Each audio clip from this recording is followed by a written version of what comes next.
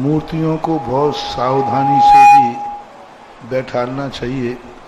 नाना प्रकार की मूर्तियाँ, अभी एक मूर्ति की जांच कराई गई, चाइना से बन के आई वो, तो उनको जांच कराई गई तो अंदर लोहा निकला, अंदर पीतल निकला, अभी पोली निकली, पूरी पोली है, 3 परतें लगा दी और अंदर पोली हो। बाहर से बहुत अच्छी मूर्ति दिख रही और बहुत बड़ी मूर्ति वहाँ पर, और 20 टन की मूर्ति लगभग है।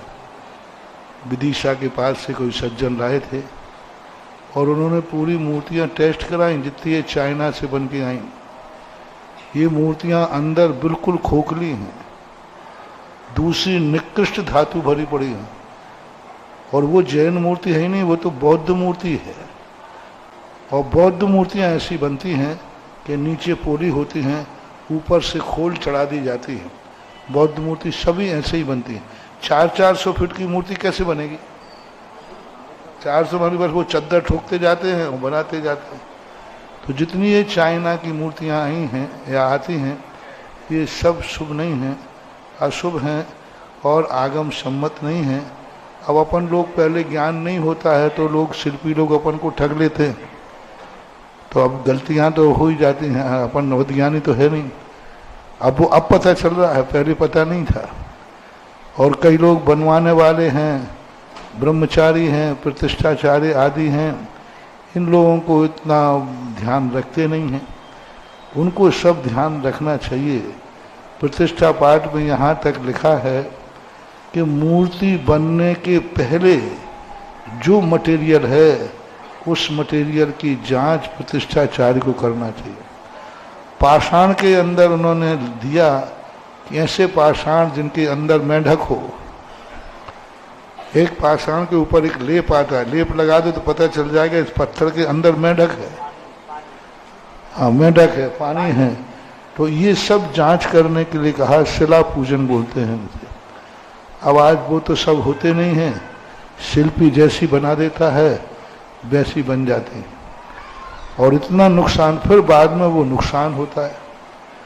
अब ऐसी जो मूर्तियाँ अभी विदिशा वालों ने जो चेक कराया जांच में, मेरी भी आत्मा काम, इतनी बड़ी प्रतिमा, लाखों करोड़ों रुपए की प्रतिमाएं बन गई, बनती गई लाखों करोड़ों की, सबकी आंख में धूल झोंकते रहे बनवाने वाले, और वो बनाते गए, अपन बैठालते गए, लेकिन बहुत बड़े दुष्परिणाम निकल रहे हैं।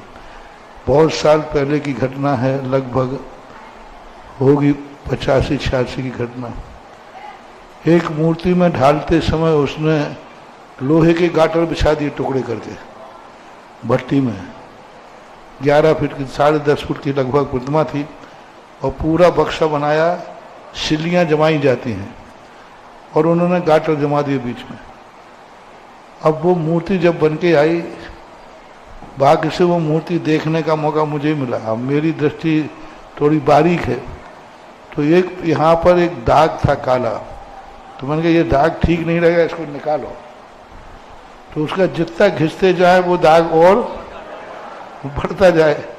तो मैंने कहा दाग घटना चाहिए, बढ़ क्यों रहा है? बढ़ता गया, वो मतलब 1 सेंटीमीटर से कम था, बढ़ते बढ़ते 1 इंच हो गया। मैंने कहा ये तो बढ़ रहा है, चेक कराओ।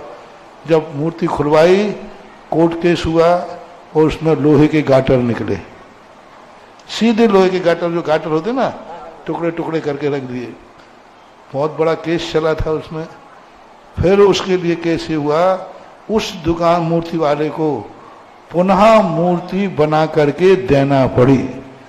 कोर्ट से यही निर्णय अंत में हुआ। उसको सजा मिलने वाली थी, लेकिन अपन लोगों को दया आ गई, भाई तू तो मेरी मूर्ति बना के दे दे, बस कुछ नहीं। तो ऐसी बदमाशियां इन पीतल की, तांबे की मूर्तियों में होती हैं। तो मूर्तियों में बहुत सावधान। ये करीबन 30-40 साल पुरानी घटना है। और फिर वहाँ तक मूर्ति ढली, पूज्य आचार्य महाराज के सामने की घटना है। आचार्य महाराज ने भी उसको देखा था और पुनः ढली थी। तो अब ऐसी मूर्तियाँ सारे भारत में आ रही हैं। बहुत सावधान रहो महानुभाव, कहीं ऐसा ना हो कि आप करें अच्छा काम और हो जाए आपके लिए, फिर आप भगवान को बदनाम करोगे। हमने जब से भगवान बैठा ले तब से हमारे